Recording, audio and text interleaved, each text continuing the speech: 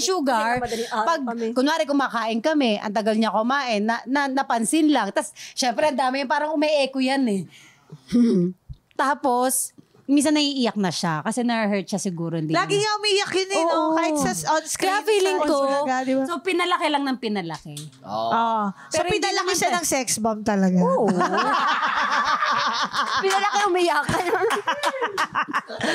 So, dumating kasi doon sa point na kinakawawa daw siya ng sex bomb. May mga hearsay, may kwentong Kwento lang na hindi naman yan yung Kumbaga, sinabi. pasa-pasa, tapos nagdagdag bawas na yung kwento. Kumbaga parang ito, Pass the message. nakikita ko na rin siya si Sugar. Oo. May nakakita sa kanya, uy, ano nangyari? Oo.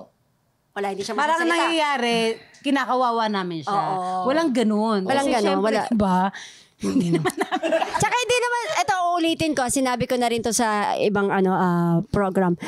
Nung magkasama kami ni Sugar, hindi naman si Sugar yung dahilan bakit nawala ang sex Yes. bomb doon. Ayan. Uulitin ko yon. Kasi iniiyak niya, ang tagal kinimkim ni Sugar yun. Yeah. Yung feeling niya kasalanan niya. Oo, lahat. Sabi mo ka masyadong feeling, So ngayon, Sugar. Injection niya. Institusyon na kami bago ka pa dumating.